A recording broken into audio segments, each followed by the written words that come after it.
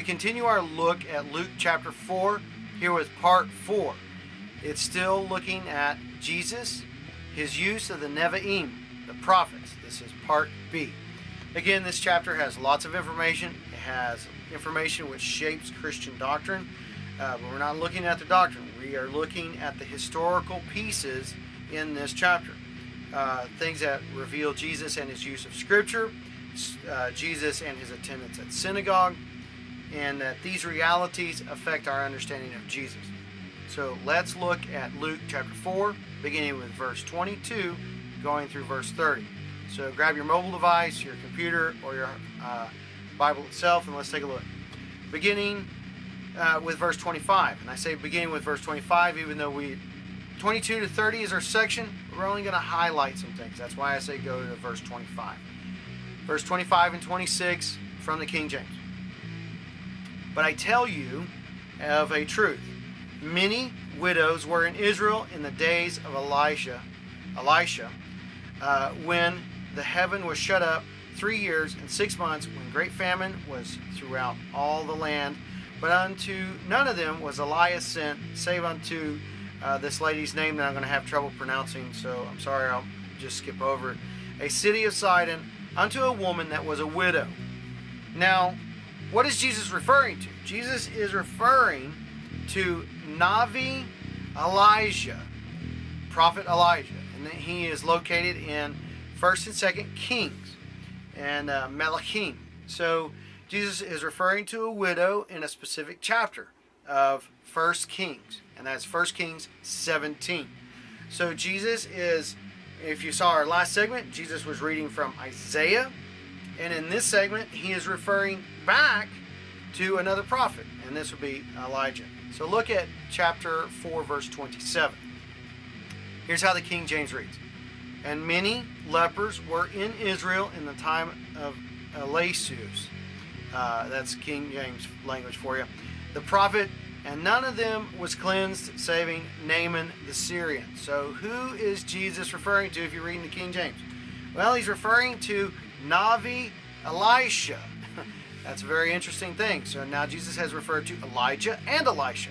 So in this particular verse, though, Jesus is referring to Navi Elisha, Prophet Elijah. And he is found in 1st and 2nd Kings, the book of Melachim.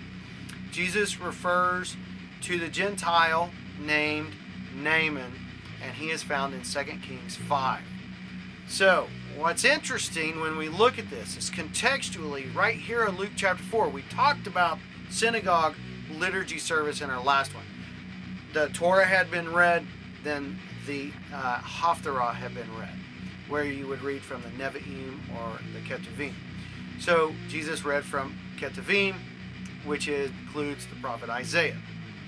So contextually here in Luke chapter 4, right now when Jesus is referring to Elijah and Elisha, it is in the Haftarah service.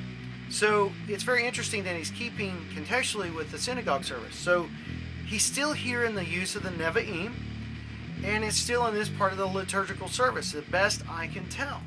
So Torah had been studied, the Haftarah had been presented with Jesus reading from Isaiah. That's where you go back to Luke chapter 4, verse 16. Jesus read from what is called the latter Navi, Yeshayahu, which would be the latter prophet, Isaiah. Jesus is now defending his actions by appealing to the former Nevi'im, the former prophets, which are Elijah and Elisha, and then you come down over here to Isaiah. This is important when you know the Nevi'im arrangement. This is very cool, actually, if you see and understand this. So Jesus read from the prophet Elijah and then defends his actions by appealing to the former prophets, Elijah and Elisha.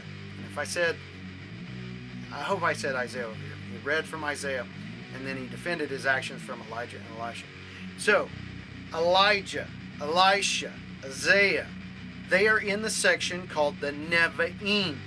Now you move this in here like this, and over here on this side is the Torah, the Nevi'im, and over here is the Ketuvim.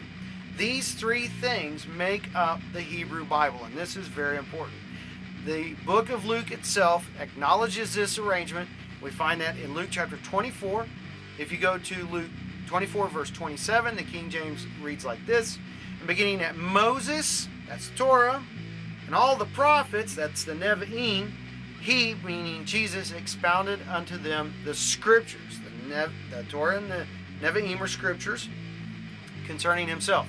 Luke chapter 24 verse 44, the King James reads like this: and he said unto them, these are the words which I spoke unto you while I was yet with you, that all the things must be fulfilled which were written in the law of Moses, the Torah, and in the prophets, the Nevi'im, and in the book of Psalms, which is not the book of Psalms, it's referring to the writings, because Psalms is the first book of this entire section.